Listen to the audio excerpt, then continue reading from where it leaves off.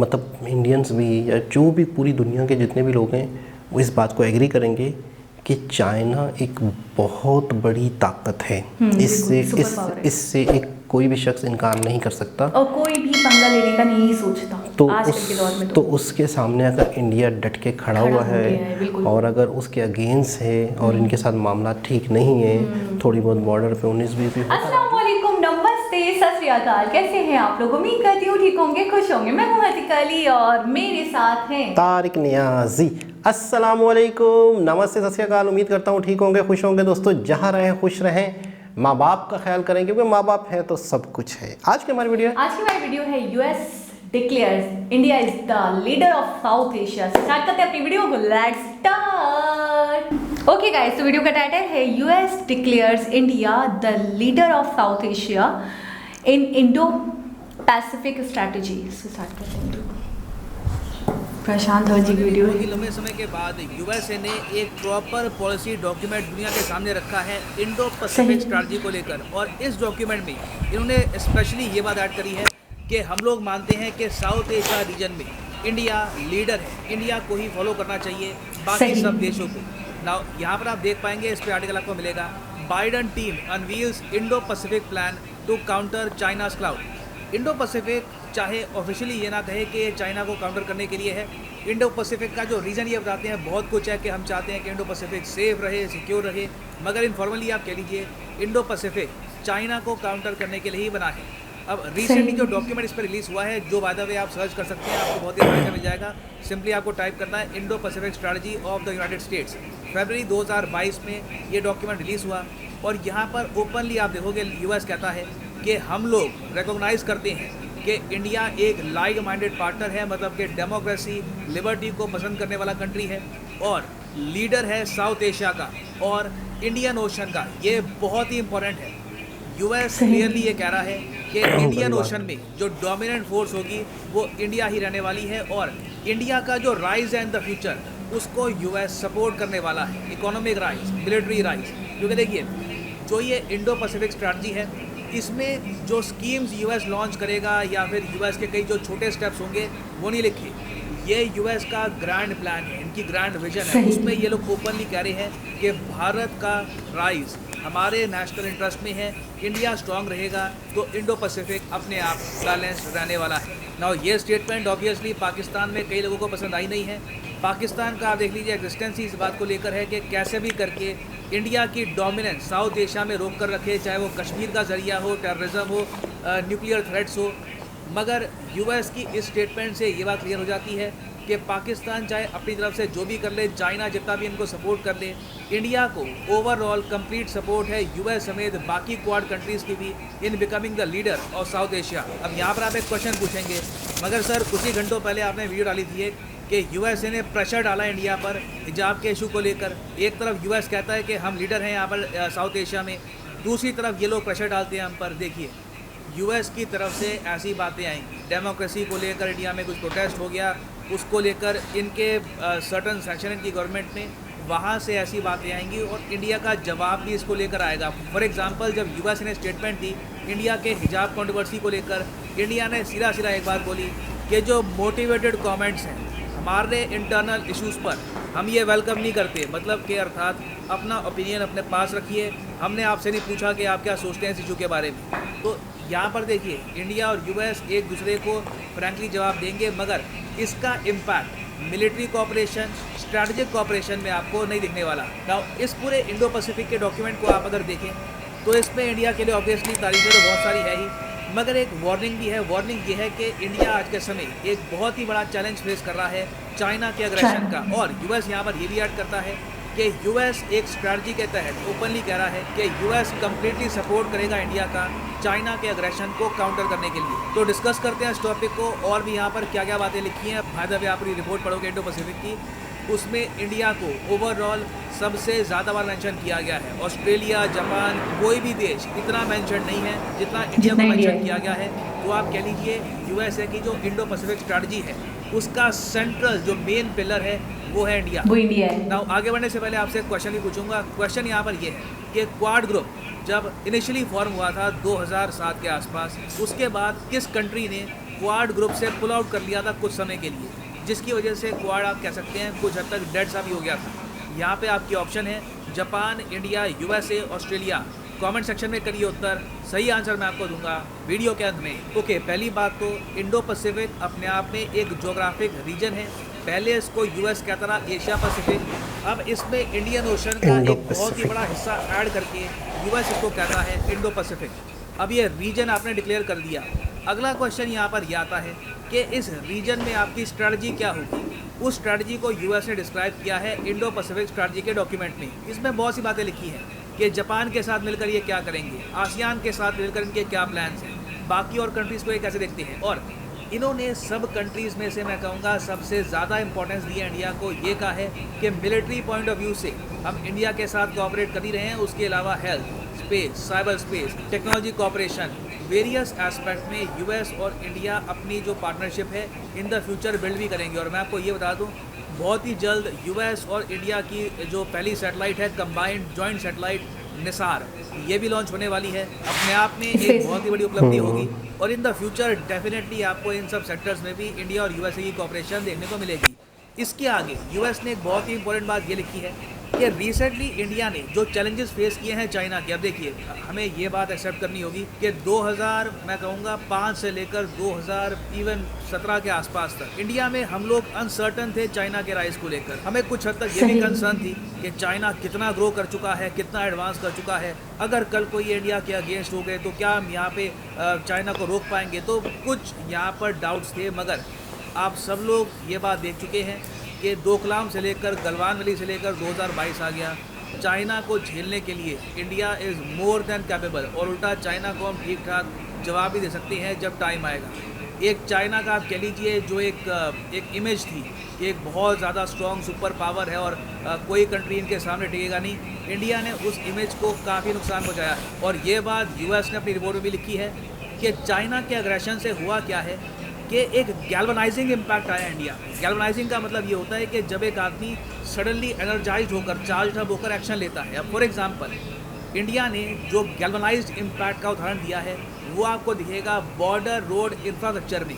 India ने जिस type का इंफ्रास्ट्रक्चर चाइना के आसपास बना दिया, सड़कें बना दी हैं, चाइना को प्रॉपरली पता है कि इंडिया से वॉर कभी भी आसान नहीं होने वाली। उल्टा अगर इनको दोनों साइड से प्रेशर आता है, ईस्ट और वेस्ट दोनों साइड से, तो एक बार हो सकता है कि इंडिया का जो यहाँ पर सेक्टर है ये इनका कोलैप्स ही कर जाए।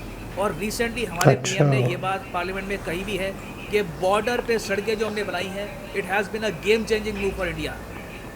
यूपीए के समय बॉर्डर इंफ्रास्ट्रक्चर, किसी भी देश की रक्षा के लिए बॉर्डर इंफ्रास्ट्रक्चर बहुत महत्वपूर्ण है, लेकिन उसके प्रति इतनी उदासीनता की गई, इतनी लापरवाहियां की गई। देश के अंदर उन विषयों की हम पब्लिकली चर्चा कर नहीं सकते क्योंकि देश के सिक्योरिटी की दृष्टि से अच्छा नहीं है, लेकिन ये चिंता का विषय है कि हमने, क्योंकि वहाँ लोग नहीं है, वोट नहीं है, जरूरत नहीं लगी, फौजी आदमी जब जाएगा देखा जाएगा क्या होने वाला है, इसी सोच का परिणाम था। और इतना ही नहीं, एक बार तो एक रक्षा मंत्री ने पार्लियामेंट में कह दिया था कि हम इसलिए इंफ्रास्ट्रक्चर नहीं करते हैं बॉर्डर पे ताकि कहीं दुश्मन देश उस इंफ्रास्ट्रक्चर का उपयोग न करे। कमाल के हो इस सोचे, इसको बदल करके हमने आज करीब करीब जो अपेक्षाएं और आयोजन था उसका एक बहुत एक हिस्सा बॉर्डर के ऊपर इंफ्रास्ट्रक्चर की दिशा में हमने पूर्ण किया है। तो ये बात देखिए, एक डॉक्यूमेंटेड फैक्ट है कि इंडिया ने पिछले कुछ ही सालों में रैपिड प्रोग्रेस करी है बॉर्डर इंफ्रास्ट्रक्चर को लेकर। नहीं तो इससे पहले यूएस को भी कुछ खास उम्मीद थी नहीं इंडिया से, क्योंकि इंडिया की बॉर्डर बहुत वीक थी compare to the border side that China had. उसके अलावा कई और एस्पेक्ट है वहाँ पे हम पहले मानते थे कि इंडिया एक्शन नहीं लेगा। फॉर एग्जांपल ओलंपिक्स का बॉयकॉट हमने किया, डिप्लोमेटिक बॉयकॉट इंडिया ने किया। उल्टा जो उनकी ओपनिंग और क्लोजिंग सेरेमनी है वो भी दूरदर्शन पर टेलीकास्ट नहीं होगी। फिर क्वाड के साथ एंगेजमेंट करना, वहाँ पर भी एक बार को इंडिया में कुछ झिझक थी। थोड़ा बहुत हम सोचे थे कि इससे रीजन में चाइना बुरा ना मान जाए, मगर आज के समय हम लोग प्रॉपर तरीके से क्वाड में भी पार्टिसिपेट कर रहे हैं। और रिसेंटली तो देखिए बहुत ही इंटरेस्टिंग सीन देखने को मिला जब डॉक्टर एस जयशंकर इंडिया के विदेश मंत्री ऑस्ट्रेलिया में गए क्वाड के विदेश मंत्रियों की मीटिंग के लिए। उस मीटिंग में रिपोर्टर ने इनसे सवाल पूछा कि देखिए जब भी क्वाड कंट्रीज़ की मीटिंग होती है चाइना आलोचना करता है। जयशंकर जी ने बहुत अच्छा जवाब दिया।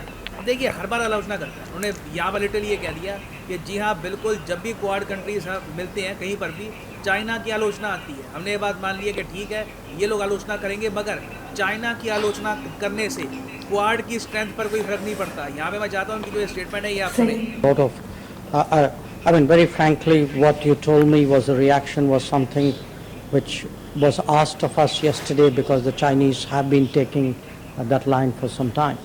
And I think four of us yesterday, the two of us and Blinken and Hayashi as well, made that point that we are here to do positive things, we are here to contribute to the peace, prosperity, stability of the region. I think our record and our actions and our stance is fairly clear, and by criticizing it repeatedly, it doesn't make us less credible. तो बहुत अच्छा जवाब दिया यहाँ पर हमारे विदेश मंत्री ने कि चाइना की आलोचना से इतना फर्क पड़ता नहीं है, क्वाड अपना काम करता रहेगा। उसके अलावा उन्होंने यहाँ पर यही बात बोली है कि इंडिया चाइना की जो टेंशन है ये लेजिटिमेट एक कंसर्न होना चाहिए फॉर द इंटरनेशनल कम्युनिटी, क्योंकि चाइना एक बड़ा देश है और रिसेंटली चाइना ने एक रिटर्न डॉक्यूमेंट पे किए गए वादे को तोड़ा है। वादा ये था कि लाइन ऑफ एक्चुअल कंट्रोल पर वायलेंस नहीं होगा, गोलियां नहीं चलाई जाएंगी। चाइना ने वायलेंस किया, चाइना ने गोलियां चलाई हैं, इंडिया ने उसका खैर जवाब भी दिया, मगर इनिशियली चाइना ने अपना जो यहाँ पर वादा था, जो एक रिटर्न इनका एक प्रॉमिस था, ये तोड़ा है। और जब एक कंट्री लिखित रूप में जो प्रॉमिसेस तोड़ता है तो क्लियरली वो कंट्री एक इतना ट्रस्टवर्दी कंट्री है नहीं, कल को वो कंट्री पावर के लिए कुछ भी कर सकता है। तो इंडिया ने प्रॉपरली चाइना को यहाँ पर टारगेट किया है। इंडिया ओपनली ये भी कह चुका है कि चाइना आज के समय इंडिया के लिए सबसे बड़ा एक्सटर्नल थ्रेट है। तो बिल्कुल यूएस की रिपोर्ट में जो यहाँ पर बातें लिखी हैं ये अपनी जगह ठीक है, मगर दूसरी तरफ आप अगर देखें तो इंडिया भी आज के समय प्रॉपरली चाइना को काउंटर कर रहा है, डिप्लोमेटिकली भी और मिलिटरीली भी। ना वापस आते हैं हमने एमसीक्यू की तरफ कि which country withdrew from Quad at one point taking it into secession. देखिए वो कौन सा देश था जिसने एक बार को क्वाड से क्विट कर दिया था, जिसकी वजह से क्वाड काफ़ी हद तक डोरमेंट स्टेट में चला गया था। तो सही उत्तर इसका है डी, ऑस्ट्रेलिया। केविन रड का टाइम था और ऑस्ट्रेलिया ने उस टाइम 2008 के आसपास पुल आउट कर लिया था फ्रॉम द क्वाड। रीज़न ये था कि चाइना का जो प्रेशर था उसके सामने ऑस्ट्रेलिया उस टाइम झुक गया था। अब उस समय से लेकर अब तक आप अगर कंपेयर करोगे तो ना सिर्फ इंडिया, बाकी जो कंट्रीज़ हैं वो भी काफ़ी मैच्योर हुई हैं, उनको भी ये बात समझ आ चुकी है कि चाइना के सामने झुकना एक ऑप्शन है नहीं। चाइना को प्रॉपर रेजिस्टेंस ही देनी होगी अगर इंडो पैसिफिक में एक प्रॉपर इक्विलिब्रियम मेंटेन करके रखना है। हाँ, फाइनली यहाँ पर मैं ये भी ऐड कर दूँ कि अनअकैडमी का एक बहुत ही स्पेशल ऑफर रिसेंटली स्टार्ट हुआ है, जिसके अंडर आपको सीधा फ्लैट 4500 रुपीज़ का डिस्काउंट मिलता है ऑन यूपीएससी कॉम्बो सब्सक्रिप्शन। उसके ऊपर एडिशनल 10% डिस्काउंट आपको और मिलेगा, और जो हमारी टेस्ट सीरीज़ है अनअकैडमी की ये भी आपको फ्री मिलेगी अगर आप 1 साल या 1 साल से ऊपर का कोर्स परचेज करते हैं। तो सिंपली यहाँ पे कमेंट सेक्शन में जाओ, यहाँ पे आपको मिलेगा लिंक यूपीएससी सीएससी प्लस, इस लिंक पे क्लिक करो और यहाँ पे ये जो कॉम्बो कोर्स है ये आप कर पाएंगे परचेज, जिसके अंदर आप यूपीएससी प्रीलिम्स, मेंस, ऑप्शनल तीनों की तैयारी कर सकते हैं। अगर मान लीजिए अभी आपके पास टाइम है 2-3 साल का, आराम से आप प्रिपेयर करना चाहते हैं, तो जो 24 मंथ का कोर्स है ये भी आप कर सकते हैं परचेज। मगर जो यहाँ पर प्राइसेस लिखे हैं पे करने की आवश्यकता नहीं है, सिंपली यहाँ पर कोड यूज़ करो PD10 and the prices will start following. तो काफ़ी अच्छा भी डिस्काउंट चल रहा है। If you want to buy these courses now is a great time to buy them. तो इसी नोट के साथ वीडियो का थैंक यू फॉर लिसनिंग। जी जनाब, ज़बरदस्त, बहुत नॉलेज, बहुत इन्फॉर्मेशन। बिल्कुल। अच्छा, आइडिया हुआ आपको कि सबसे पहले तो मैं ये कहूँगा, जैसे पाकिस्तान के हवाले से कहा कि पाकिस्तान इस चीज़ को इतना अच्छा नहीं समझ रहा, तो मैं सिर्फ इतना कहूँगा कि अगर अमेरिका इस चीज़ को एक्सेप्ट कर रहा है कि इंडो पैसिफिक जो है उसके अंदर सबसे ज़्यादा जो इम्पैक्ट है या सबसे ज़्यादा जो इफ़ेक्ट है या सबसे ज़्यादा जो बेहतर है, सेंट्रल वैल्यू है, ठीक है, वो इंडिया की है। तो एक तो सबसे पहले तो सेंट्रल वैल्यू जोग्राफिया भी देखें तो बहुत ही मतलब एक, ठीक है ना। और वैसे भी इंडिया ने कुछ टाइम में, कम से कम मैं ये कहूँगा कि अगर 10 साल पिछले देखे जाएँ तो उसमें इंडिया ने अपने आप को टोटल चेंज कर दिया है, ठीक है ना। 10 साल के अंदर अंदर इंडिया का अगर फॉरेन कंट्रीज़ का जो एक पॉइंट ऑफ व्यू था इंडिया को देखने का, वो अच्छा ना सिर्फ चेंज हुआ है, बहुत चेंज हुआ। यानी कि एक होता है ना बहुत बड़ा फ़र्क, सफ़ेद और सियाह, सियाह और सफ़ेद में जो फ़र्क होता है ना, ब्लैक और वाइट में, इतना ज़्यादा फ़र्क हो चुका है। उनको ऐसा लग रहा है, अब वो भी जो इंडिया से जुड़ रहे हैं और इंडिया को इतना सराहा रहे हैं, तो उसके पीछे सिर्फ एक रीज़न है कि उन्हें भी अपने मफादात दिख रहे हैं। उन्हें ये लग रहा है कि अगर इंडिया सुपर पावर बनता है कल को आने वाले वक्तों में, अगर एक बार को इंडिया सुपर पावर बन जाता है तो इससे हमारे भी मफादात जुड़े हुए हैं, ठीक है। जैसे मिलिट्री को लेकर, दूसरी चीज़ों को लेकर वो सपोर्ट करें कि हम हर जगह इंडिया के साथ हैं। चाइना के एग्रेशन के अपोज भी उन्होंने स्टेटमेंट दे दिया, ठीक है। तो मुझे ऐसा लग रहा है कि कहीं ना कहीं यूएस ये कह रहा है कि मेरे ताल्लुकात इंडिया से हमेशा उस्तवार रहे, हमेशा बरकरार रहें जैसे हैं, और मैं इंडिया के हर वक्त, हर बुरे वक्त में साथ हूँ और इंडिया मेरे साथ है।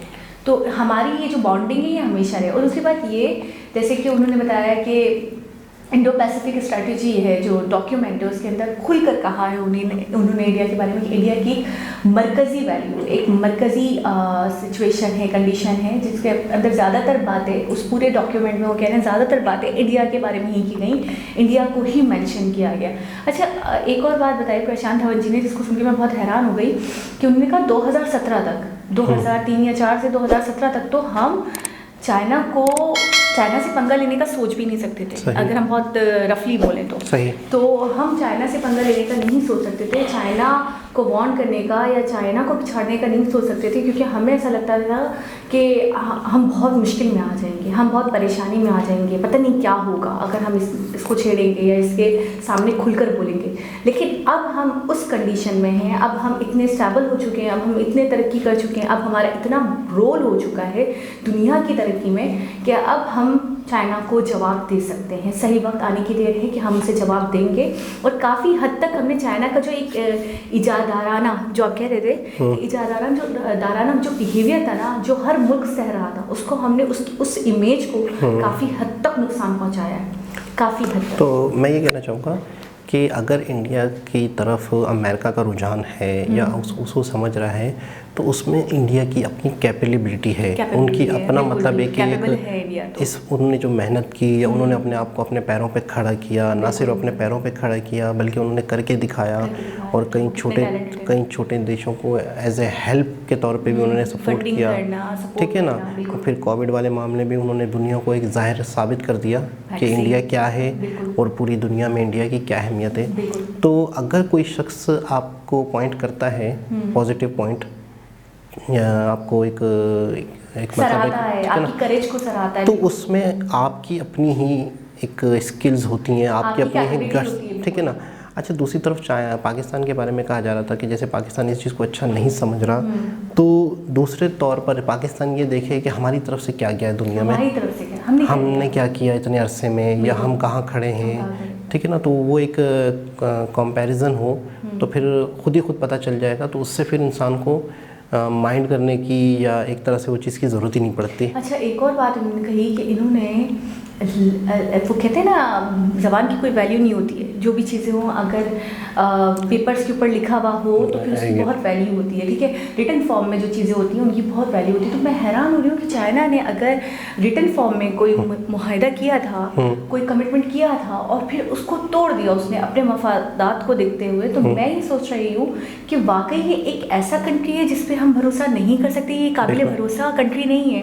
ये ऐसा कंट्री है जो बहुत सेल्फिश है, जो बहुत मीन है, और जो अपने मफादात के लिए, अपने फ़ायदे के लिए, सामने वाले की फिक्र किए बगैर कोई भी कमिटमेंट, कोई भी प्रॉमिसेस तोड़ सकता है, किसी भी हद तक जा सके। बिल्कुल, लेकिन एक बात आप ये भी देखें कि इस वक्त अगर हकीकत की नज़र से देखा जाए तो मतलब इंडियंस भी या जो भी पूरी दुनिया के जितने भी लोग हैं वो इस बात को एग्री करेंगे कि चाइना एक बहुत बड़ी ताकत है।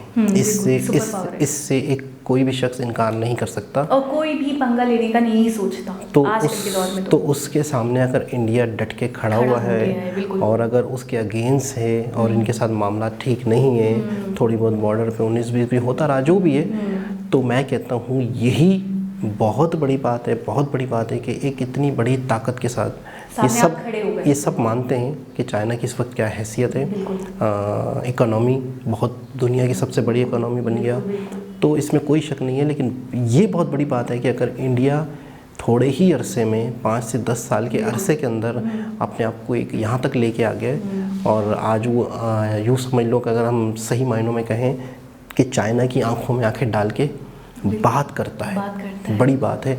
और फिर स्ट्रेटजी जो बॉर्डर लाइन में रोड्स बनाना, ये बहुत बड़ी बात। अच्छा मोदी जी की आपने एक बात नोट की, शायद थोड़ी सी एक वो थी सोचने की बात थी, गहरी बात थी, शायद कईयों की नज़र में से ऐसी गुजर गई होगी कि उन्होंने जो भी कहा कि पिछले दौर में ऐसा था तो हमने अब इस पे फोकस किया है बॉर्डर्स पे, तो किसी विदेश मंत्री ने ये भी कहा था, तो ये भी कहा था, तो आपने नोट किया होगा किसी का नाम नहीं लिया, किसी को स्पेशली वो फ़ौरन ही बता के अपने काम पे आए कि हमने ये किया, हमने यही कर रहे हैं और हमारा ये मकसद है और इसकी वजह ये है। और मैं ये देखता हूँ, अक्सर देखता हूँ, तो हम लोग न्यूज़ पे देखते हैं कि हमारे यहाँ पे अपने किए हुए कामों को तो लोग नहीं बताते ना, उसने किए होते हैं हमारे अपने अक्सर हमारे यहाँ होता ये है कि दूसरों की बुराइयाँ हो रही होती हैं कि यानी कि इस फलाने ने ये कह दिया, फलाने ने ये कह दिया, अच्छा फिर उसका बयान सुनते हैं। तो मुझे बहुत अच्छा लगा, बहुत मैच्योरनेस है इनके अंदर, बहुत एक होता है ना कि मैंने आज तक इनके मुंह से कभी किसी मंत्री या कभी किसी मिनिस्टर का नाम लेकर, है ना, हाँ, किसी मुख्यमंत्री का नाम लेकर मैंने उनको टारगेट करते हुए देखा कि इनकी तो ये लाइकनेस थी। जैसे हम देखते हैं कि इमरान खान नवाज शरीफ को कह रहे हैं, नवाज शरीफ इमरान खान को खुलकर कह रहे हैं, और इसको हम कहते हैं सियासत, ये सियासत है। लेकिन मैंने कभी नहीं देखा कि वो किसी मंत्री को टारगेट करके बोल रहे हो कि इनमें तो ये बुराइयां थी, इनमें तो ये कमियां थी, इनकी वजह से मुल्क इतना पीछे था और मैं आया हूँ तो मैंने बहुत कुछ किया। अच्छा, उनके अंदर मैं वाली बात मैंने नहीं देखी कि मैंने ये करवा दिया, मैंने वो करवा दिया, मैं ये करता हूँ, मैं वो करता हूँ, मेरे जैसा तो कोई नहीं है, मैं जो होती है ना, ये चीज़ बहुत बुरी होती है। ये इनकी बात थोड़ी सी मतलब है कि फील अच्छी लगी और मतलब है कि बड़ी बात है कि स्पेशली नाम लेना, तो ये वो इंसान की रिस्पेक्ट करना जानते हैं, बहुत ज़बरदस्त। बाकी ये है कि वाकई जो चीज़ें हैं, जो चीज़ें दिखती हैं, अगर अमेरिका की तरफ से ये एक हकीकत को तस्लीम करना चाहिए आया है तो उसके अंदर उसके पीछे बहुत सारी बातें हैं। बिल्कुल। और चाइना, हम काफ़ी हद तक देख रहे हैं कि चाइना अब हमें दिख रहा है कि इंडिया के सामने झुक रहा है। जैसे कि हमने देखा था कि दिवाली पे जब इन लोगों ने बाइकआउट किया था तो उसने पूरी रिपोर्ट बनाई थी कि हमारी चीज़ों को बाइकआउट ना करो। उसके बाद जब सबसे ज़्यादा ट्रेड इंडिया के साथ चाइना का हुआ था तो उसने सेलिब्रेशन की थी। तो मुझे लग रहा है कि कहीं ना कहीं वो ये सोचता है कि इंडिया से मेरा बिगाड़ ना हो, और इंडिया ये कहता है जहाँ राइट्स की बात है, जहाँ सही बात है, जहाँ हक की बात है, वहाँ मैं बोलूँगा, बिल्कुल, क्योंकि मैं आपसे दबूंगा नहीं। आपका ये जो इजादाराना बिहेवियर है ना, ये मैं ओलंपिक में भी जो उन्होंने हरकत की कि वो नशरियात, हाँ, वो भी मतलब है कि एक मैसेज होती है, छोटी छोटी बातें होती है, लेकिन इनके अंदर बहुत बड़े, हम क्या हैं, इसके अंदर बहुत बड़े बड़े मैसेज। तो एक बहुत ही ज़बरदस्त इन्फॉर्मेटिव वीडियो थी दोस्तों। दोबारा किसी और वीडियो के साथ आपसे मुलाकात होगी, जब तक के लिए अल्लाह हाफिज़।